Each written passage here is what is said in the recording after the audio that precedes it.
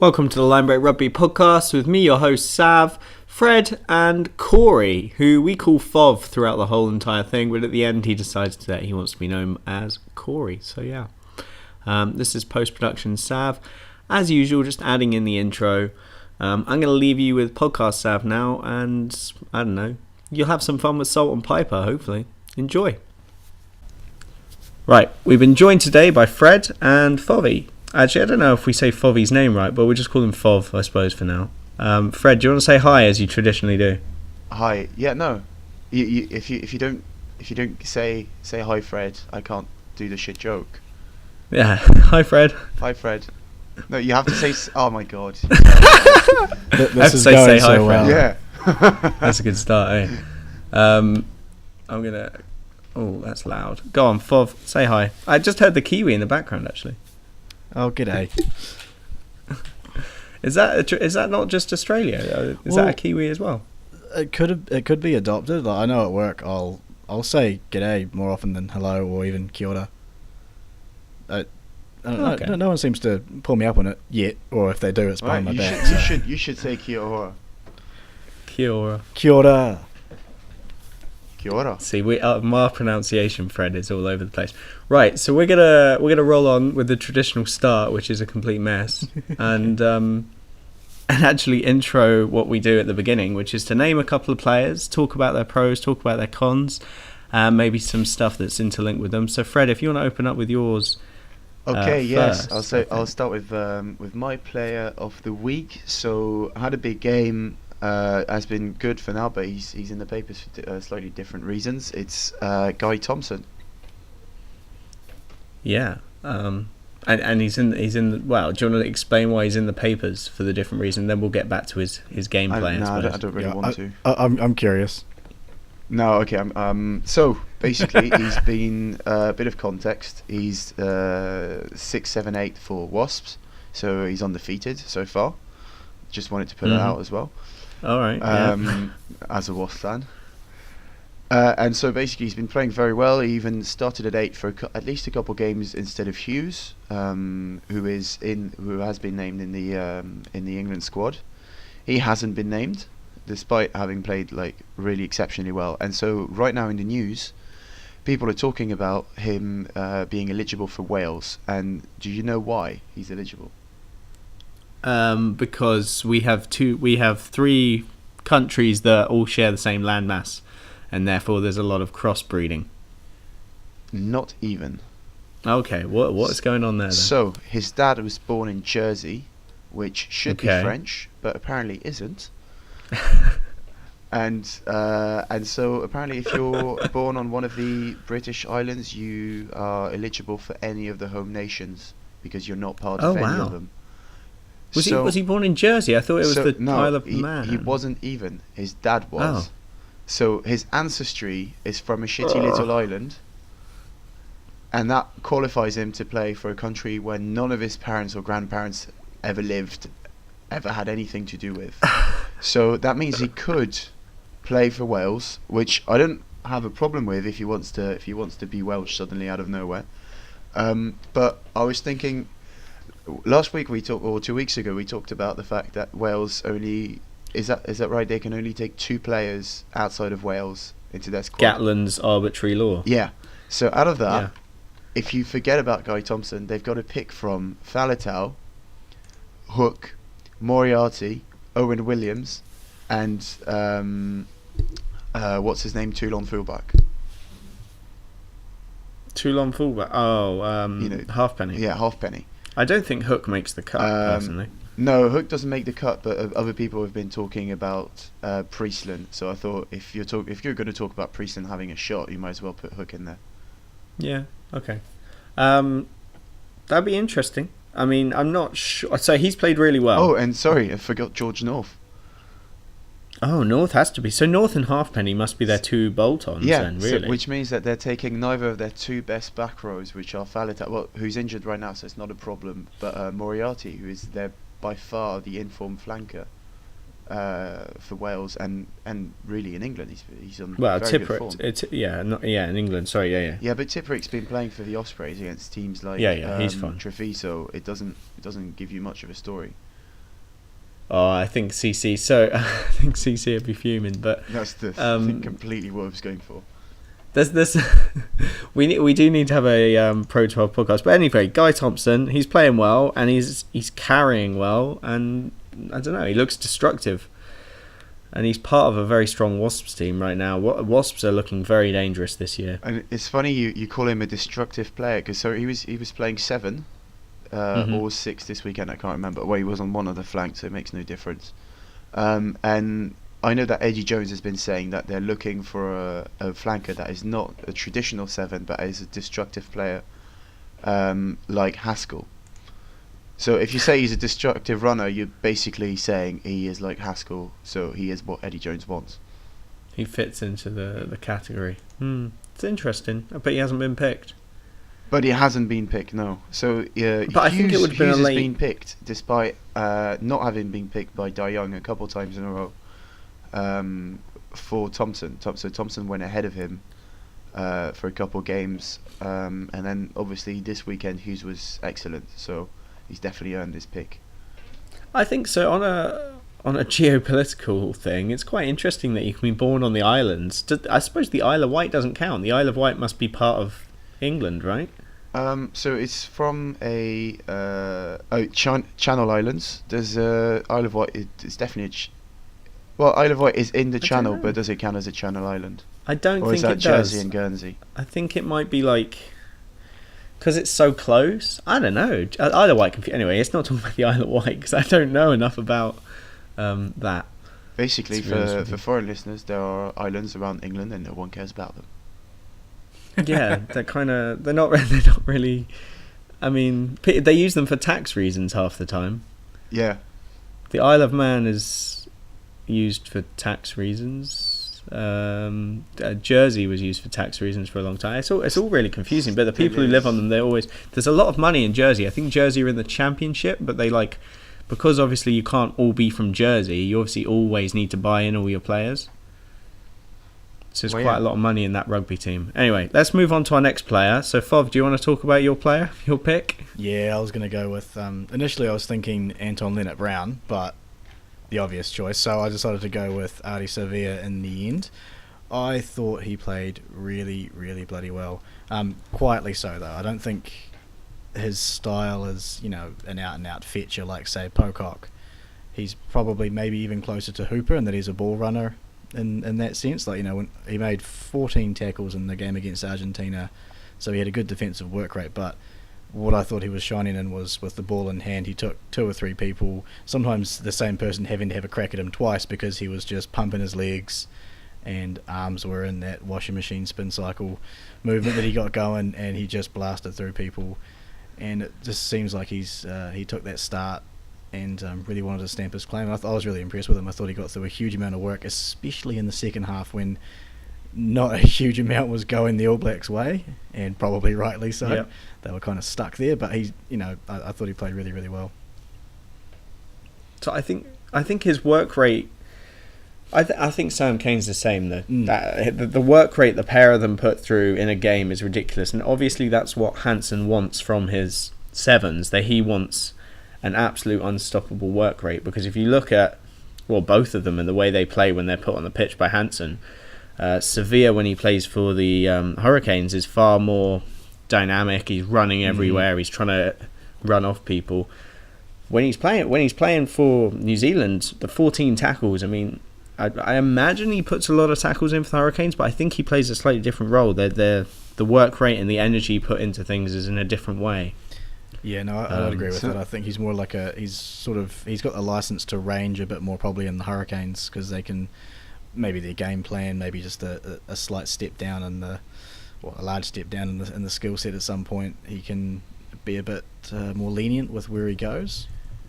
And it's not the same level of physicality in the Super Rugby to Rugby Championship, especially not compared to playing a team like any other New Zealand team and playing Argentina. That is not the same level of physicality. No, definitely not. So I think it was needed this week, because the Argentinian defence at certain periods was absolutely brutal.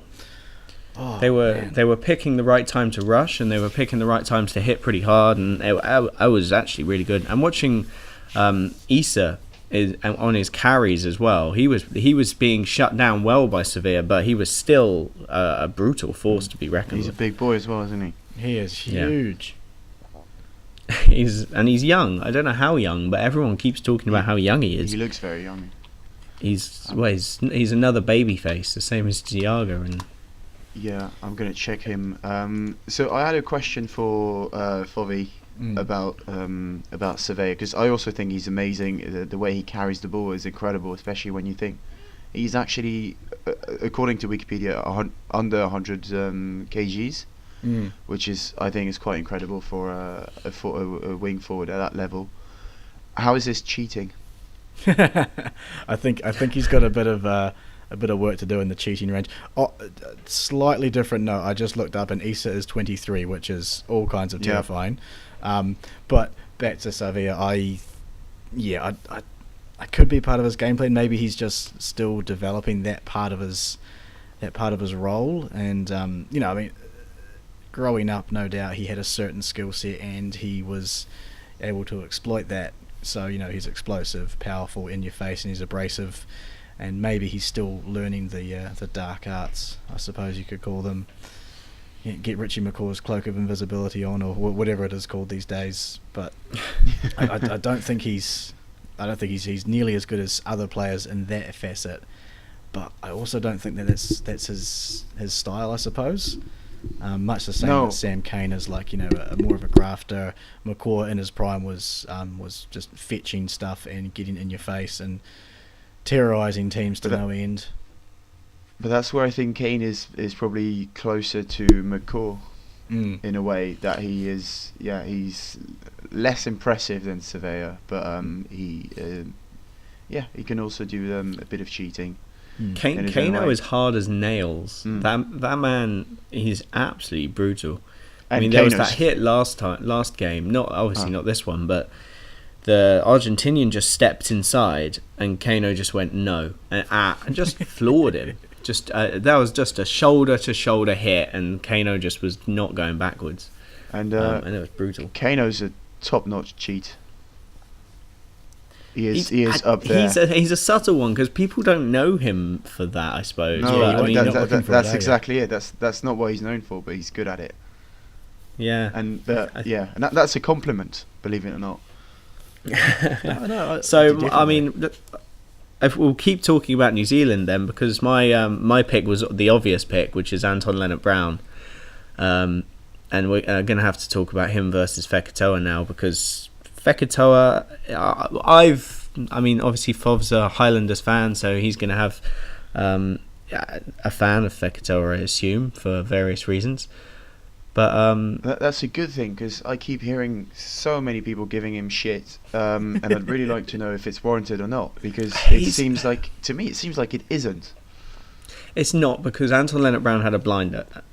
He played really well, and everybody's suddenly going, oh, Fekitoa is going to lose his place, blah, whatever. But Fekitoa hasn't really had a chance to respond. It's literally been one game of Anton Leonard-Brown playing but I meant before. Really well. I meant before the game. So when Anton Leonard-Brown was announced as starting, people were very happy. Obviously, they want to see a new player, so I was quite happy to see that as well. Mm-hmm. But before that, they were saying, oh, finally, Fekitoa is off the team, basically. Oh, which I thought was quite surprising. So people seem to have a problem with the new centre partnership, but you're not. We say this every single time. You're not going to replace Nonu and Smith in a heartbeat. It just doesn't happen. So if you've got Fekitoa, who's I think is playing fairly well, and Crotty's also getting a lot of shit, that's I think unwarranted. I think Crotty's playing his role very well. He's the defensive coordinator. He ranges out wide as well in certain positions to score tries. He's useful. He's actually a very useful 12. I think I have my reservations about Fekitoa, and this is I think I've mentioned this before. The bandwagon actually got in full motion.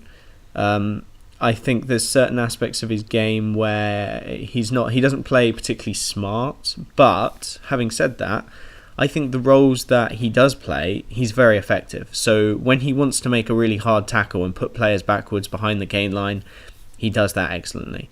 When he gets on one of these rampaging runs and he's crashing through tackles and spinning around and doing all sorts, he's very, very good. My reservations come with he's too often looking to do those rampaging runs and isn't always looking for distribution. So when you have players on the wing that are the best in the world, sometimes the best call is just to give it out to them. And I think sometimes Fekitoa doesn't always do that. But I don't think it's warranted to hate on him as hard as it has been.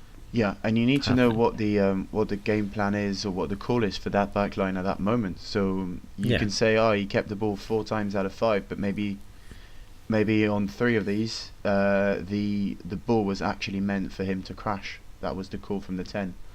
I think the problem is that obviously Anton Lennon-Brown showed that he was distributing and he was carrying well and everything. He showed quite a rounded game. And he offloaded a lot. Which I don't know. Fov, what do you think of Fekitoa? Talk to us about Fekitoa. Well, I think he's physically, he's a hell of an athlete.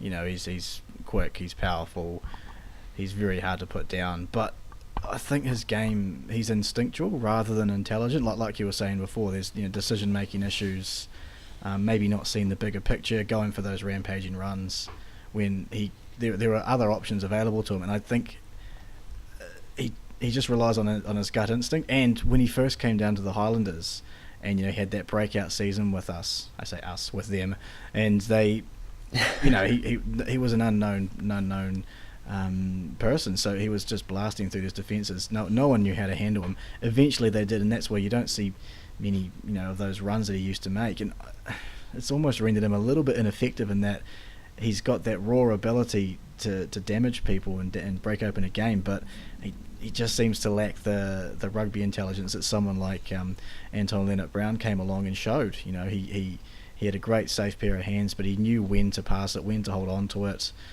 He just played so effectively. He ran great, awesome angles, awesome lines.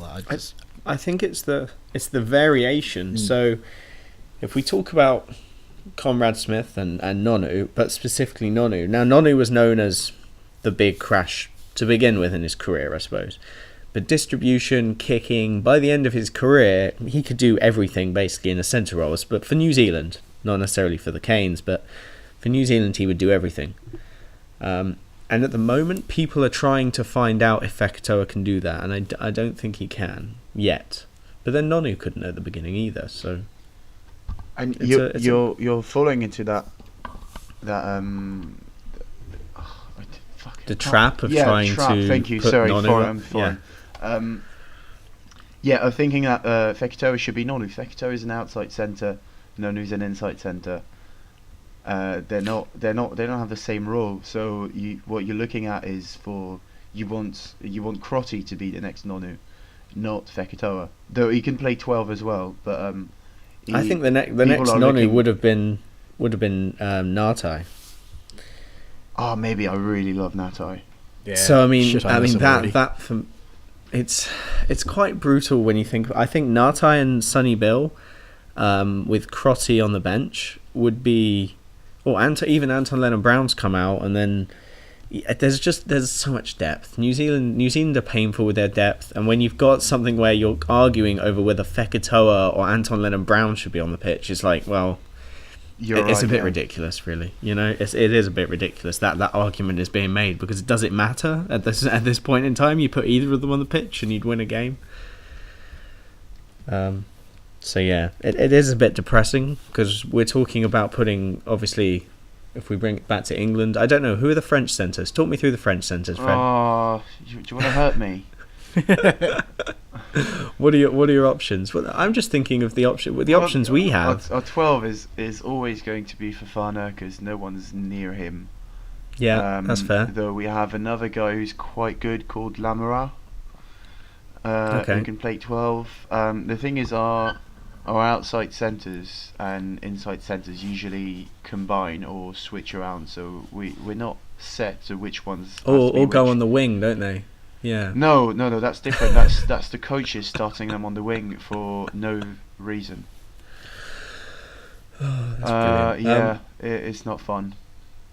So, but I'm comparing. I'm looking at the depth and the crazy, just the skills that New Zealand have, and then I'm going, well, we're putting Farrell at 12, who's a 10, and we're putting I don't know, we're putting Joseph or someone else, and then maybe Tio is even in the mix. And I'm kind of looking at it and going, if you look at the skill sets of these people compared to Lanton Leonard-Brown and compared to Nartai and compared to Fekitoa and Sonny Bill, it's just not. They're not comparable, and it's looking rough for everybody else other than New Zealand at the moment. Yeah. Now that you've actually talked about French centres, there's one guy who's playing amazingly in the top 14, and that's Geoffrey Doumerou for Stade Francais. He's on the outside centre. He's been absolutely amazing, and I'm trying to check if he is part of the group that's going to train for France, and he is not. Great, fantastic. He has a classic French decision. Yeah. So our centres are Mermoz, Lamara, and that seems to be it.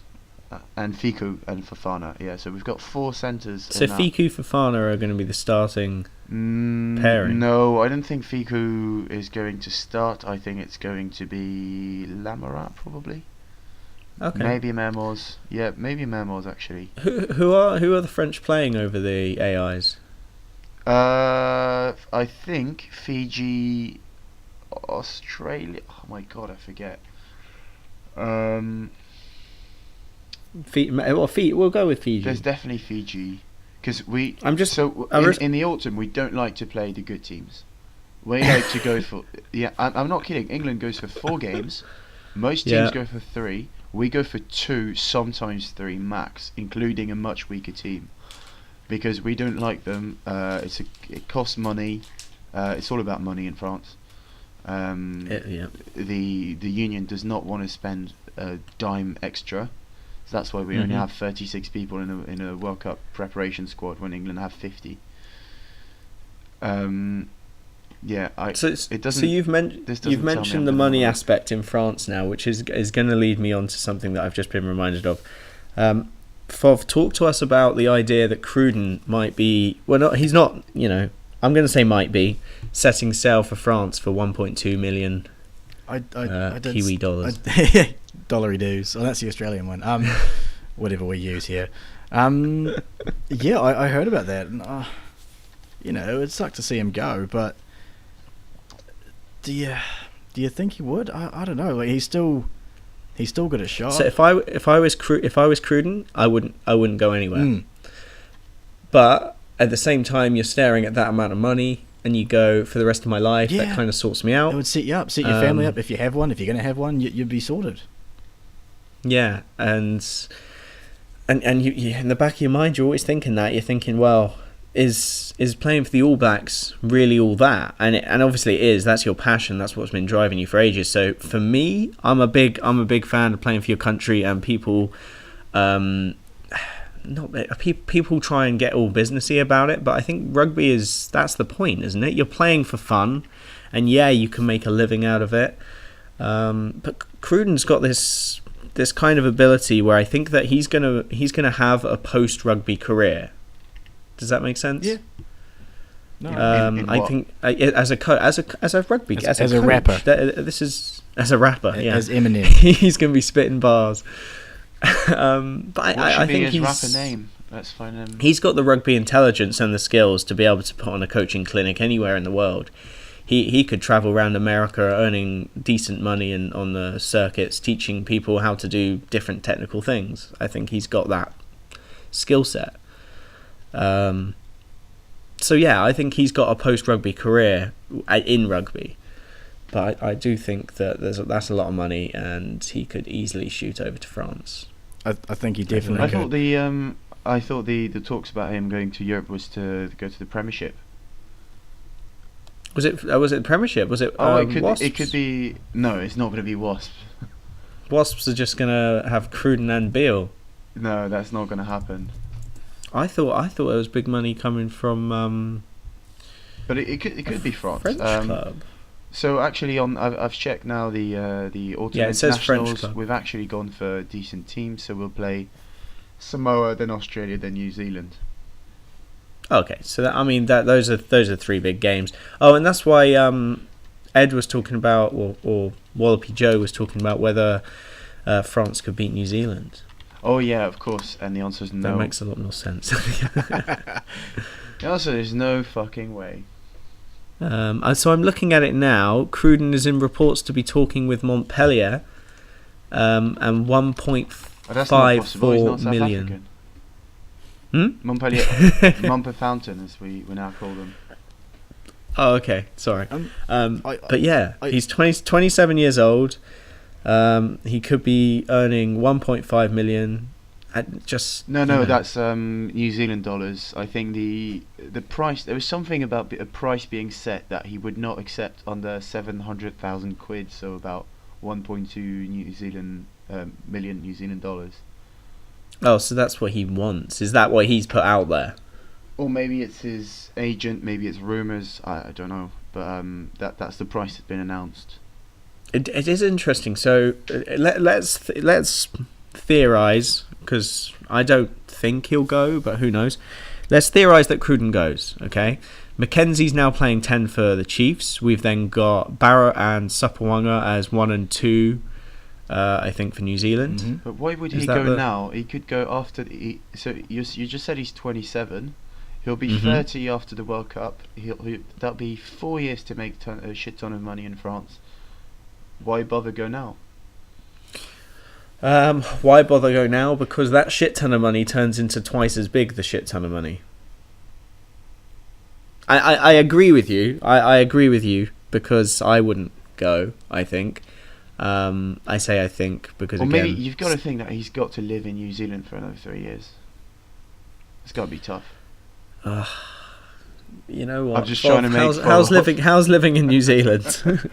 It's pretty comfortable, man. I mean, if you ask the average Kiwi, they'll give you some political crap. But that aside, it's quite pretty. People moan about where they live no matter what. Yeah, exactly. You know? So you live. I did put Aaron Cruden's name into the Wu-Tang Clan name generator, and his rap name would be Expert Killer. Expert Killer. Yeah. Don't know. I was like that. Aaron Cruds, but Expert Killer could be Aaron Cruds.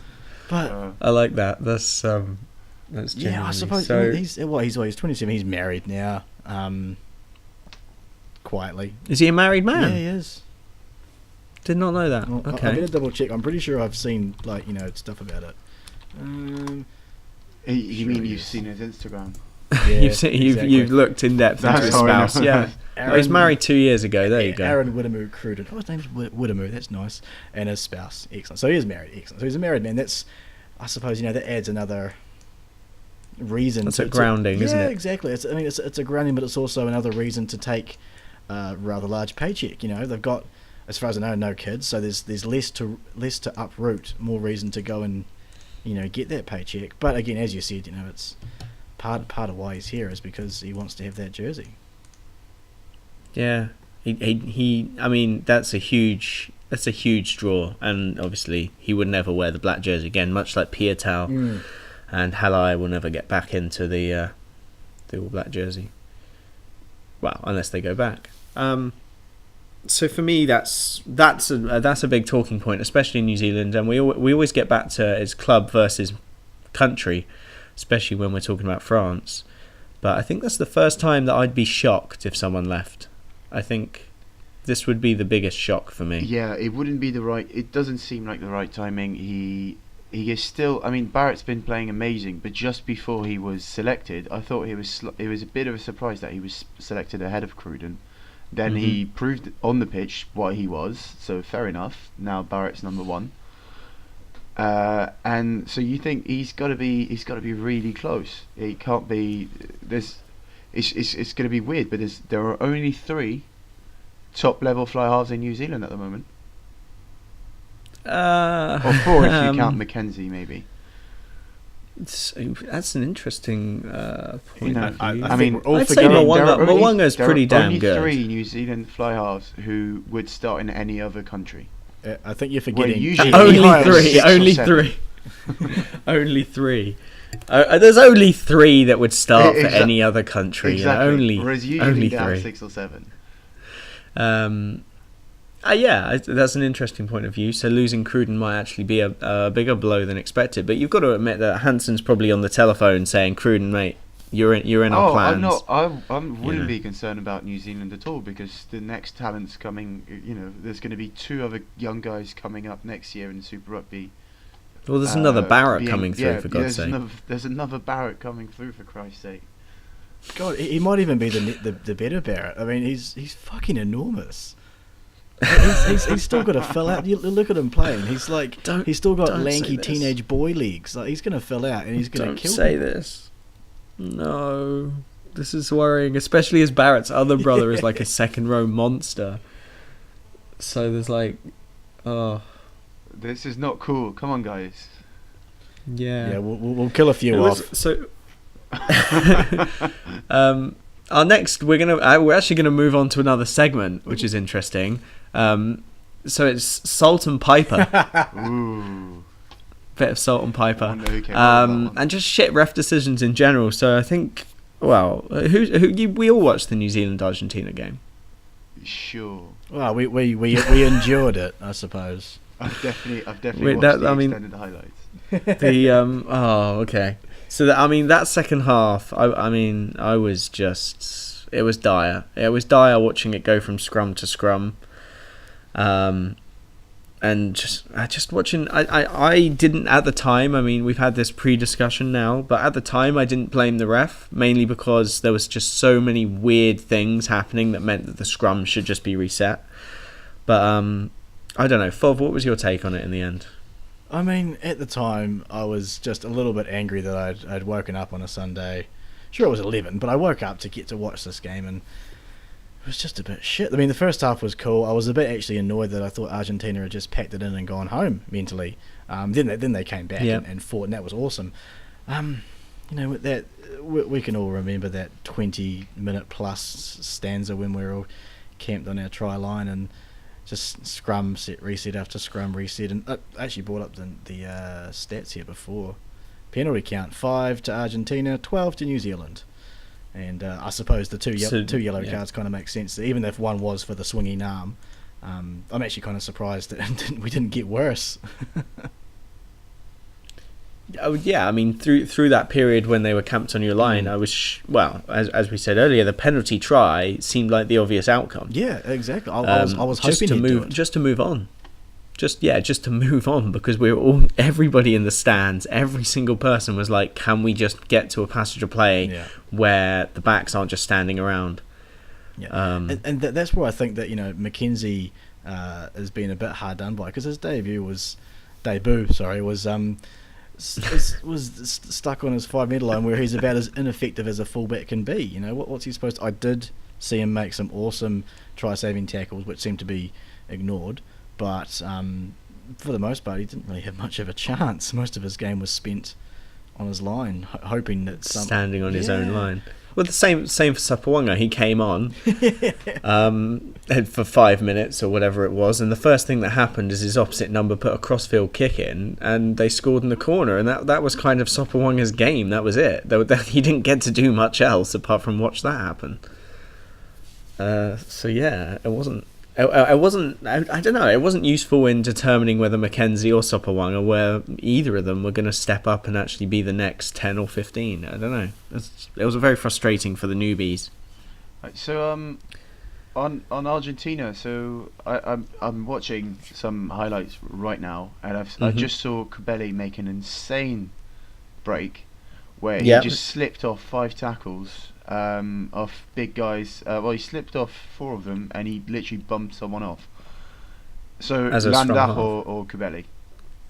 No, it was number 21 on his back. Yeah, so that's Cabelli. Yeah, so it's Cabelli. So the thing was that Landajo, when he was playing all that first half, I thought he was playing really well. And there was a point in time where Argentina, this was right at the beginning of the camped on New Zealand's line bit, and Cabelli got brought on, and I thought, you've just taken the try that Landajo has worked really hard for and given it to Cabelli, and I was a bit strange about the sub. But then Cabelli really pulled it out, and he brought an extra energy to Argentina, which I thought was just fantastic. He was actually a step above, and I wasn't expecting that. So yeah, I mean, credit to the Argentinian management. They knew what they were doing. I mean, it's He was a always very smart sub. you can't complain about having two quality players in the same position. Yeah. Yeah, I mean, you can complain when you're talking about fancy rugby, when you stick one of them in and then the other one gets subbed off, but, you know. Yeah, but, yeah. To be fair, you're I know you're way more focused on the Aviva one, aren't you?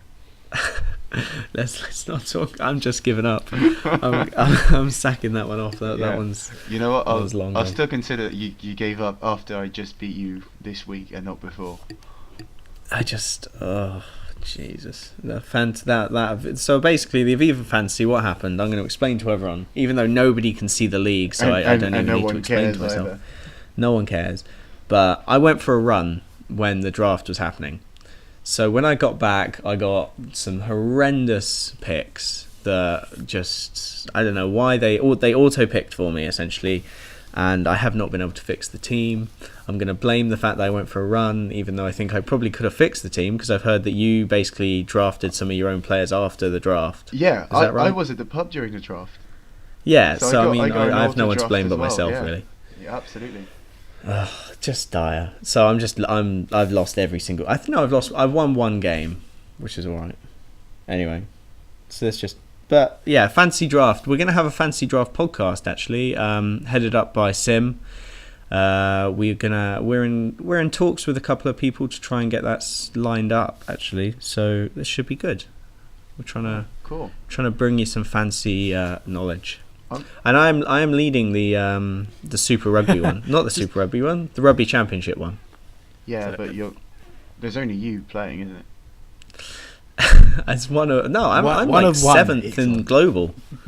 I'm seventh global, I think. How global? Well, let me have a look. So let's go to the leaderboards quickly. Sure, you're not seventh in the world, are you? Oh no, I'm seventh in the UK. That's better. Seventh in the UK. It's at 13,000. It's not bad. It's very decent. That's definitely impressive. That's all right. Yeah. It's actually ranked. Oh no, it's ranked me third. Hello. Oh. It's actually ranked me third. After this week, I've gone up to third. I didn't realise we were in anyway. the presence of royalty. Fantasy bronze medalist on the pod. We have a bit of a celebrity here. Yeah. Excellent. So yeah, I'm doing all right on the Rugby Championship. I seem to know my Southern Hemisphere stuff, but apparently the Aviva is just dire. Yeah. So we've actually talked very little of the Aviva on this podcast, which isn't a bad thing because we talk about it quite a lot. And I'm thinking maybe next week it would be good, and it would be good to force Fovo to watch one of the top 14 games. And maybe have a bit of a chat about that, because I've been watching more Aviva than top 14 for the simple reason that we're doing the draft, and it makes the whole thing a lot more fun. So maybe it would be interesting for us to watch a little bit of top 14. Yeah, I'm in for a top 14 watch. I can do that. Strap me down and just. Do you want to pick a game for us? Yeah. Do you want to pick a game? So Go for it. I am looking at the calendar. Meanwhile, while he's looking, have you seen any Aviva, Fov, at all? No, I have not. Not a single bit. See, I don't think there's this interest from the Southern Hemisphere in Aviva Premiership or Pro 12 Rugby. Whereas I get the feeling that the Northern Hemisphere has a bit of interest in the Southern Hemisphere Super Rugby. Mm. I don't know if that's advertising, because Sky obviously broadcast it, and then we get the autumn internationals. There's one being played at Twickenham. There's a game being played at Twickenham, the Rugby Championship game at Twickenham. Yeah. Argentina, Australia. Yeah, so I think there's maybe... obviously we know this because on a money scale, England are meant to hold most of the ties. But there's a lot of push for publicity for Super Rugby up here at the moment. Well, that's good. Which is reasonably good. Yeah. But be wary. Just don't lose all your players, will you? Oh God, no, please. Well, with Cruden starting the exodus if he goes. Oh God. But I mean. Yeah, we'll see. It depends where he goes as well, because he might go into a boring team. He might go into a weaker team that has a bit of money. It's difficult to say where he's going to end up, because he might not end up. You'd think he'd end up in a big club like Toulon or or Racing, but he might not. He might actually end up in let's say Grenoble if they stay up, or Lyon, or Well, Montpellier are the name that keeps coming up or every time I Montpellier, Google yeah, this. because they have some money and they like foreigners. The whole of the French league likes foreigners. Yeah, but Montpellier seem to love them even more. So right, here's the calendar, the fixtures for next week. Could be quite a few options. So the first one is Racing against Stade Francais. So it could be interesting because Racing literally won the league last year, and Stade Francais is one of the most exciting teams so far this season. So this could be an interesting one. Okay. But Look no further, I'm in. But it's wait up, I'm not done. No, I'm done. But I'm it's done. on Lock me in. Saturday. Look here. It's on Saturday at basically 2:00. So I'll be playing. I want to see it live. Then Bordeaux-Brive could be a decent one, but I wouldn't put that as a first one. Montpellier-Castres shouldn't be very interesting. Grenoble-Bayonne should be interesting league-wise because they're the two worst teams at the moment. Yeah, so they're probably going to be the two relegated teams. That's what I've heard actually from Racing players last week. So, little hint there. Is that the? Was that your? Oh yeah, you had dinner with them, didn't you? Yeah, and that's what I heard. So according to some of them, which I won't name, they think Grenoble and Bayonne are the two teams that will go down. Then another. So when you're having dinner with them, do you ever discuss the idea that they should come on the podcast? Of course I do. Yeah. So basically, I'll tell you, I was literally put next to one of them just for the only reason that I was the only person that spoke French. That's a reasonable reason, though. Yeah, to be fair, which is great. I mean, it went to my advantage. Did you actually speak French with him? Yeah, of course. Otherwise, there's Okay. no point putting me there. No, I figured. I mean, yeah.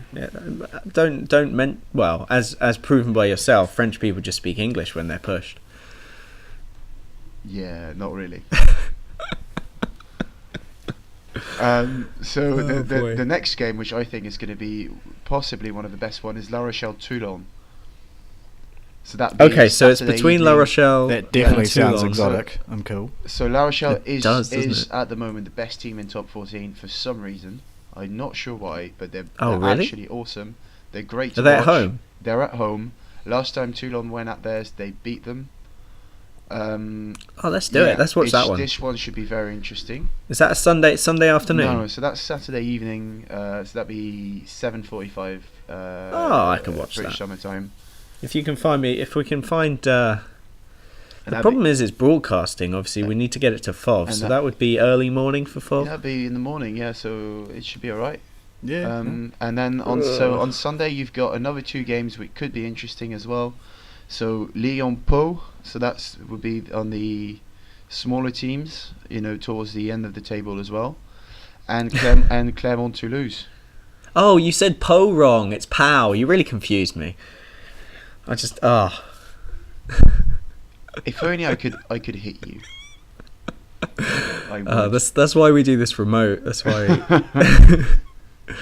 And Clermont-Toulouse. So I think my pick would be La Rochelle-Toulon. I think this is La Rochelle-Toulon. This is going to be a good game, and I can watch it live. I'm in. La Rochelle-Toulon. So La Rochelle-Toulon is going to be our game. I really hope it's not shit.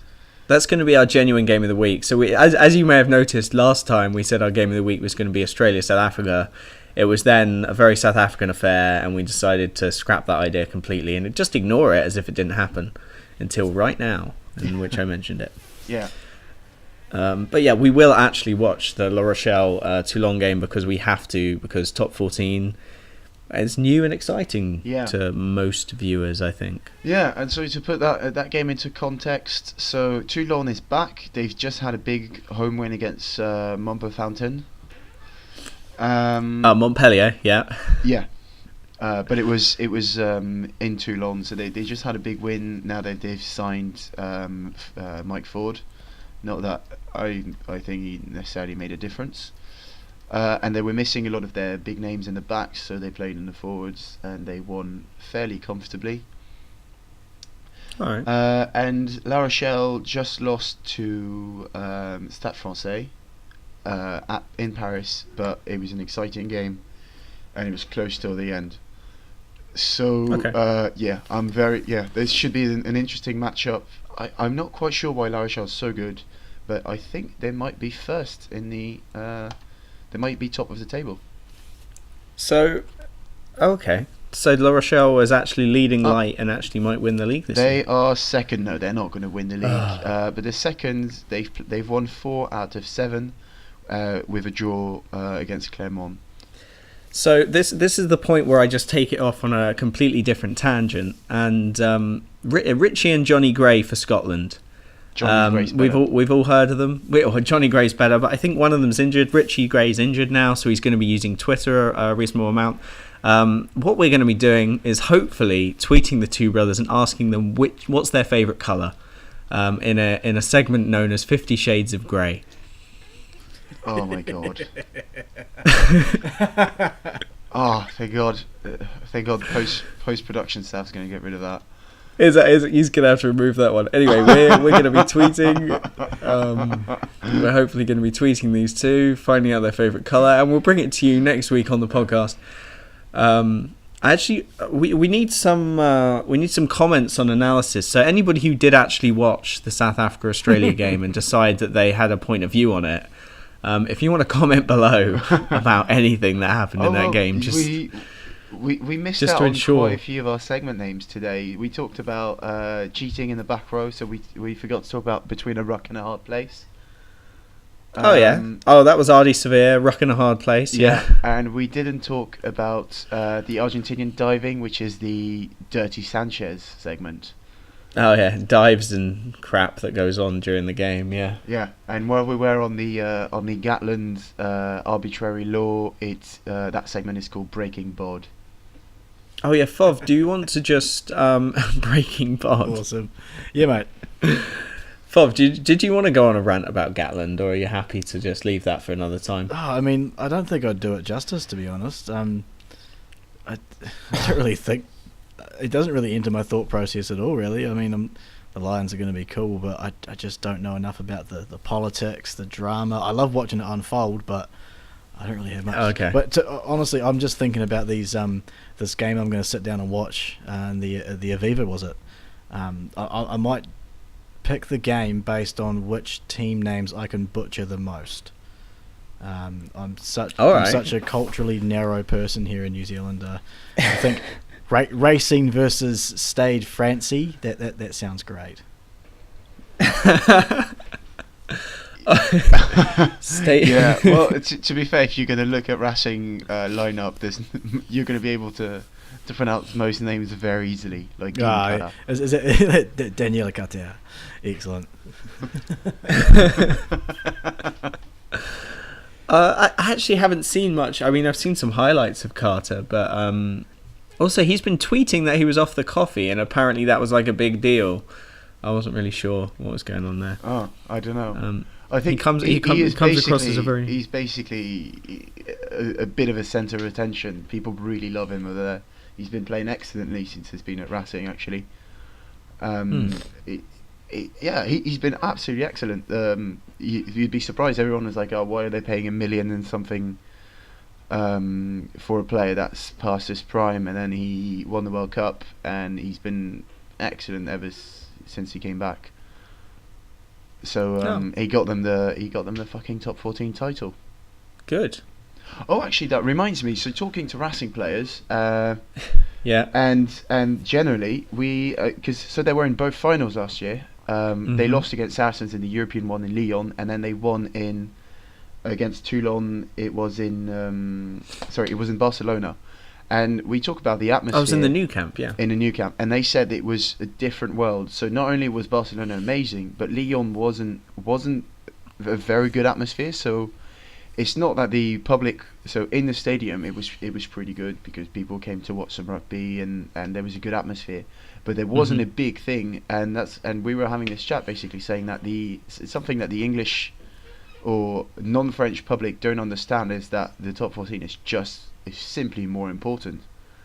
So you can be in the European Cup final, that's pretty cool, but being in the top 14 final is just so much more important.